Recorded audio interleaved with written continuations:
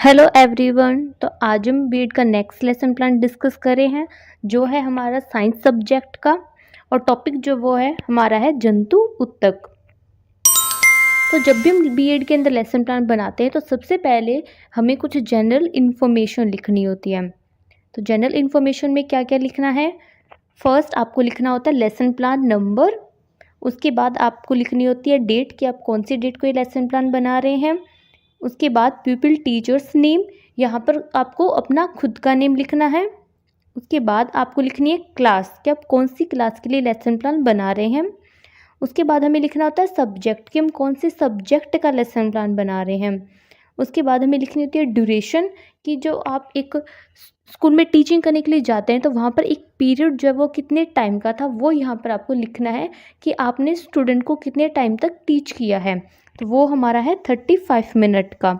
उसके बाद आपको लिखना होता है रोल नंबर, यहाँ पर आपको अपना कॉलेज का या फिर यूनिवर्सिटी का रोल नंबर लिखना है।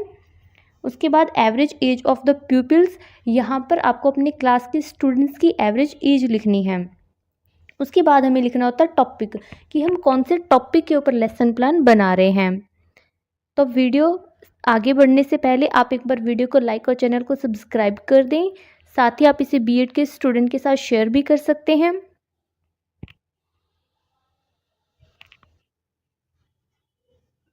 अब हमें लिखनी होती है अनुदेशनात्मक सामग्री। अनुदेशनात्मक सामग्री क्या होती है? जो एक टीचर क्लास में इंस्ट्रक्शन देने के लिए यूज़ करता है। अनुदेशनात्मक सामग्री दो तरह की होती है। फर्स्ट होती है सामान्य सामग्री और सेकंड होती है विशिष्ट सामग्री। सामान्य सामग्री में हमें लिखना है चौक, डस्टर, शामपट, मेज आदि। और विशिष्ट सामग्री के अंदर जो आपने इस टॉपिक को पढ़ाने के लिए अगर कोई चार्ट यूज़ किया तो आप चार्ट लिख देंगे, अगर आपने कोई पीपीटी यूज़ किया तो आप पीपीटी लिख देंगे, और कोई मॉडल यूज़ किया तो आप मॉडल लिख देंगे। उसके बाद हमें लिखने होते हैं शैक्षिक उद्देश्य। शैक्षिक उद्देश्य क्या होते हैं कि एक टीचर का पढ़ाने का क्या उद्देश्य है और एक टीचर जो क्या है वो स्टूडेंट को क्या चीज़ सिखाना चाह रहा है, वो क्या होते हैं? शैक्षिक उद्देश्य होते हैं।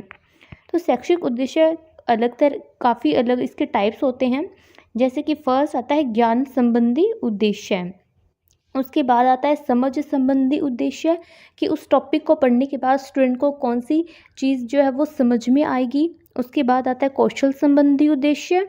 उसके बाद आता है प्रयोग संबंधी उद्देश्य।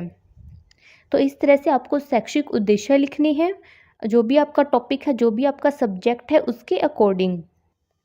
फिर आता है पूर्व ज्ञान परीक्षण। अब कोई भी टॉपिक स्टूडेंट को करवाने से पहले हम उनका पूर्व ज्ञान परीक्षण करेंगे, जिससे जो कि एक टीचर को पता चलता है कि स्टूडेंट को पहले से उस टॉपिक के बारे में कितना पता है। तो आप उनसे क्वेश्चन पूछेंगे उनका पूर्व ज्ञान परीक्षण करने के लिए। जैसे कि फर्स्ट क्वेश्चन आप पूछते हैं कोशिकाओं के समूह को क्या कहते हैं। सेकंड है ऊतक कितने प्रकार के होते हैं। थर्ड है जंतु ऊतक कौन कौन से होते हैं। और आप अब नोट करेंगे कि स्टूडेंट इन क्वेश्चन का सही आंसर दे रहे हैं या फिर गलत आंसर दे रहे हैं। तो स्टूडेंट का जो भी आंसर देंगे उसी के अकॉर्डिंग हम आगे अपना जो लेसन प्लान है वो स्टार्ट करेंगे। अब नेक्स्ट हमें करनी होती है उपविषय की घोषणा। उपविषय की घोषणा क्या होती है कि यहाँ पर आप बताएंगे कि आज हम कौन सा टॉपिक पढ़ने वाले हैं। तो आप यहाँ पर स्टूडेंट को बता देंगे कि आज हम जंतु ऊतक के बारे में पढ़ने वाले हैं। उसके बाद आता है प्रस्तुतिकरण। यहाँ पर जो क्या है अब आप अपना जो टॉपिक है उसको डिटेल में एक्सप्लेन करना स्टार्ट करते हैं। तो टॉपिक को डिटेल में एक्सप्लेन करने के लिए सबसे पहले आपको यहाँ पर 4 कॉलम्स बनाने हैं। फर्स्ट कॉलम में आपको लिखना है शिक्षण बिंदु। सेकंड कॉलम में लिखेंगे छात्र अध्यापक क्रियाएं। थर्ड कॉलम में लिखेंगे छात्र क्रियाएं। और फोर्थ कॉलम में आप लिखेंगे शामपट कार्य।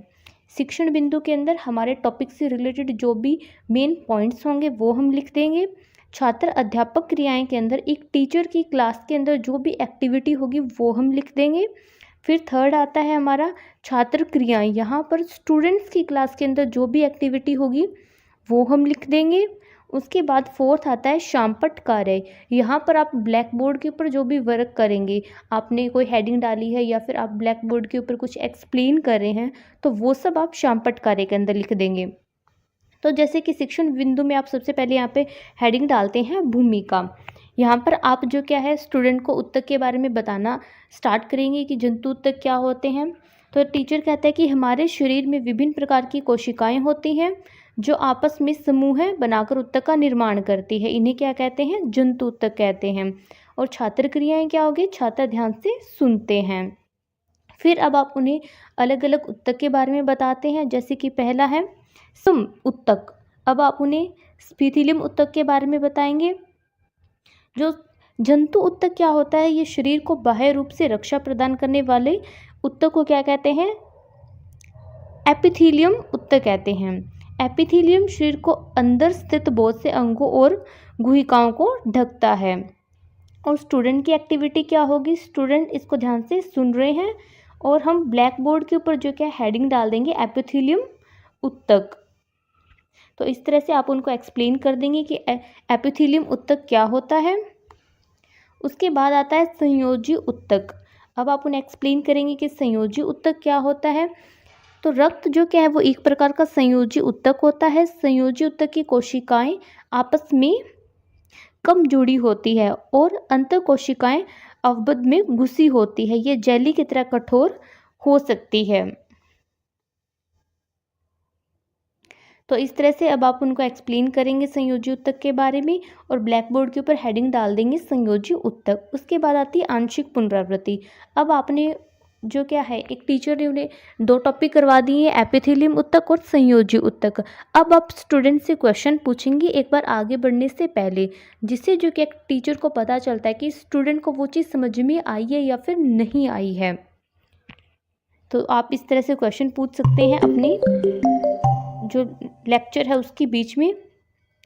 फिर आप नेक्स्ट स्टार्ट करेंगे अपना टॉपिक। तो नेक्स्ट हमारा पॉइंट है पेशीय उत्तक। अब आप उन्हें पेशीय उत्तक के बारे में बताएंगे कि पेशीय उत्तक क्या होता है और ब्लैक बोर्ड के ऊपर आप हेडिंग डाल देंगे पेशीय उत्तक।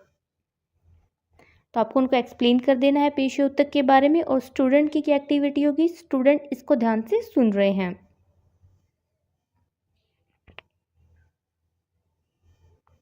उसके बाद आता है तंत्रिका उत्तक।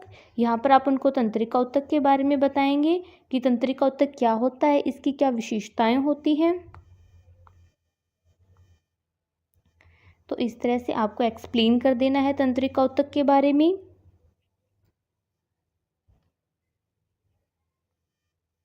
फिर आती है अंतिम पुनरावृत्ति। अब क्या है, आपने जो भी टॉपिक उन्हें क्लास में करवाया है वो करवाने के बाद लास्ट में आप जो क्या है फिर से क्वेश्चन पूछेंगे। जैसे कि फर्स्ट क्वेश्चन है, प्रत्येक न्यूरॉन में एक प्रवर्ध पाया जाता है, उसे क्या कहते हैं? सेकंड क्वेश्चन है, मस्तिष्क व मेरुदंड तंत्रिका सभी कौन कौन से उत्तकों की बनी होती है? फिर थर्ड क्वेश्चन है, जंतु उत्तक क्या है? उसके बाद आता है होमवर्क।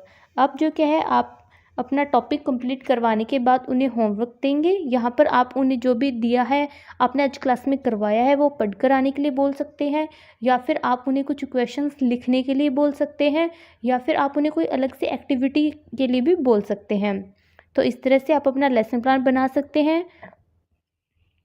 और वीडियो आपके लिए हेल्पफुल रहती है तो वीडियो को लाइक और चैनल को सब्सक्राइब करें।